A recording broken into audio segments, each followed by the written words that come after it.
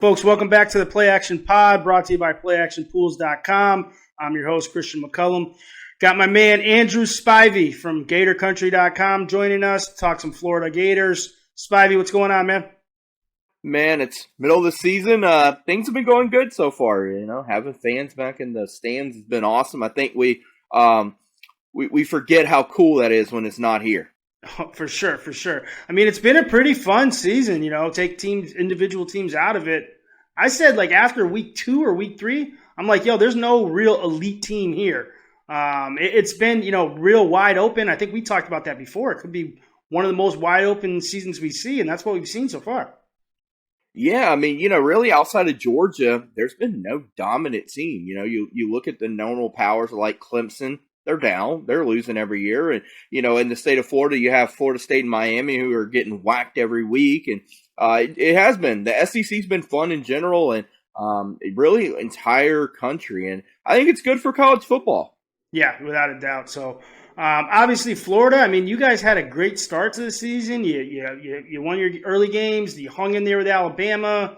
Then you had the slip-up against Kentucky and eventually the slip-up against LSU. And all of a sudden, it seems like things are going, haywire here. People are saying, is Dan Mullen on the hot seat? What's your take on Florida in general right now?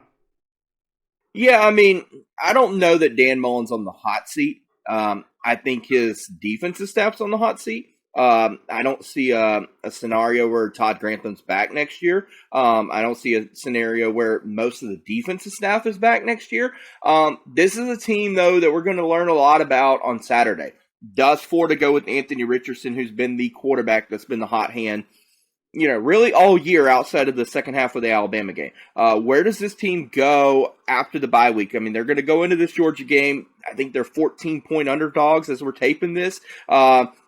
And this is a game that's usually very close. But Georgia's probably the best team in the country right now. And they're coming in. They have the score from last year on the bulletin board in the locker room. Where does this team go this week? Do they show up and just lay an egg against Georgia? Do they show up and compete against Georgia? I think we're going to learn a lot about this team. I think we're going to learn a lot about Dan Mullen this week. It's really one of those things, and Christian, you know how it is, where you get to the dividing road, and it's like, okay, this program can go one way or the other, and I think Saturday we're going to see what road they're going to go on. You talked about the quarterback position. Obviously, Emory Jones came in as the starter with, a lot of people, thinking that was a question mark, but had some, high hopes for him. And you mentioned Richardson's come in and has played well. What do you see the strengths and weaknesses of those guys, and you think they should go with Richardson? Yeah, I mean, I think they should go with Richardson for a couple reasons. You're sitting here 4-3. Your season's over as far as your big goals of getting to the SEC championship, getting to the playoffs. They're gone. It's not happening. So I think you have to start playing for the future, and Anthony Richardson's that guy. First off, I think Anthony Richardson's already a better quarterback. Emory Jones is a guy who just struggles making the read. He has that hitch in his throw, and he just cannot throw most passes on time. He has a few that he can throw outside that are okay, but across the middle, he's always late. And it seems like even with the pocket, he's late getting out of the pocket. Anthony Richardson's just that dynamic quarterback. He's a big guy that can really just go out and make all the plays you want. This is a team for Florida that lost a lot of playmakers. They're still looking for a lot of playmakers on the offensive side of the ball, and Anthony Richardson kind of makes up for that. Now, do I think he's going to start against Georgia? I think Dan Mullen rolls Emory Jones out play one, just because that's his guy, and he's going to try his best to let Emory Jones come out and have a good game against Georgia. Now, the weird thing is when Emory Jones gets in a rhythm, he's kind of like a golfer or a pitcher. When he gets in a rhythm, he's unstoppable. But once he gets out of that rhythm, you might as well yank him because it's going to be bad for a little bit. Yeah, Notre Dame fans know about, juggling quarterbacks and the coach going with his guy, quote unquote. And, Notre Dame's been doing that with Jack Cohn. Worked out pretty good against USC, so we'll see how it works out for you guys. Like you mentioned, Georgia, clearly the premier team in the country right now. Florida's pretty much a 2-touchdown underdog. But at the same time, we cover a lot of the recruiting stuff, so we know that the raw talent probably isn't 14 points on the field. What can Florida do in general to try to keep this close and maybe steal one in the end?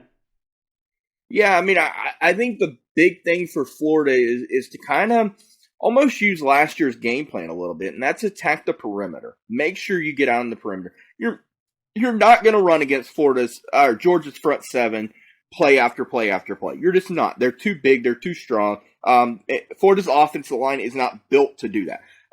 Florida had a lot of success last year with the running back out of the backfield, throwing to him on the wheel routes, on the screen passes. They had a lot of success with the speed option with Emory Jones and Kyle Trask, even a little bit, but Emory came in and did that a little bit as well. So I think attacking the perimeter is definitely there. And you have to get to Stetson Bennett. You have to get to JT Daniels, whoever's in at quarterback, and force them to make mistakes. They're going to try to run the ball. Georgia wants to run the ball 75% of the time. But when they put the ball in the air, you've got to get pressure there, make some mistakes. For Florida to win this game, they have to create turnovers, and they have to win the turnover battle, and they have to have short field position. You're not going to go 99 yards multiple times against this team. You're not going to go 80 yards multiple times against this team.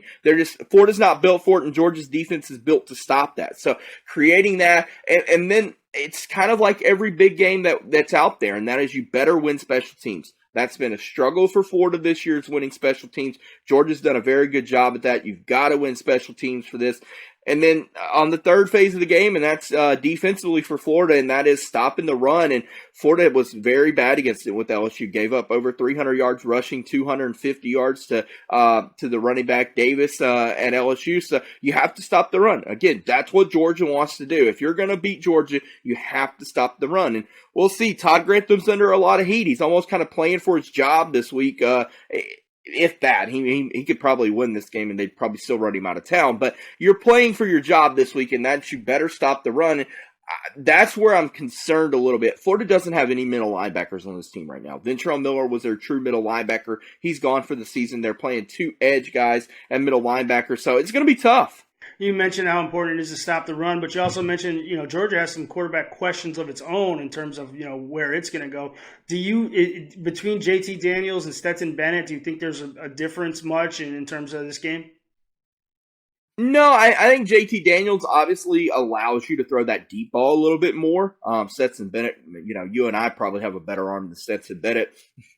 And I'm not sure either one of us have a great arm. But yeah, so I definitely think JT brings that deep ball ability off of play action. And I think for Georgia to go where Georgia wants to go this year, they need JT Daniels to step up and be that guy. You're not beating Alabama with Stetson Bennett, in my opinion.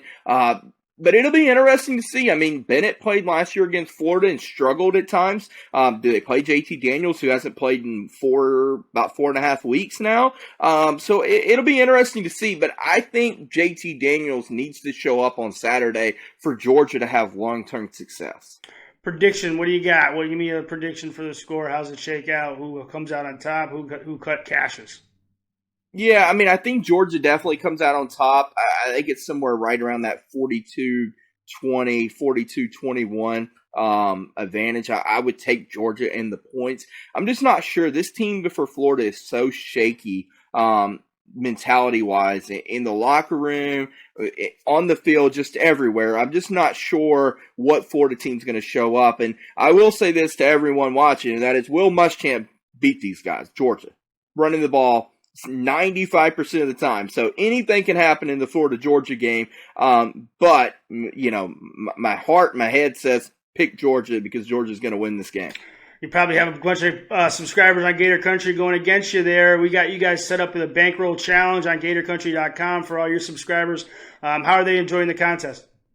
Yeah, a little trash talking. Definitely letting other people know that they're glad they're not picking games for them because, they didn't want them to be the bookie if we were doing this for real. So a lot of trash talk, but a lot of enjoyment. It's great. I mean, you have the opportunity to go up against everyone and do it in a friendly banner way. And, what better off it is. And as Christian, as I'm sure you can attest to, message board smack talk is probably the best smack talk.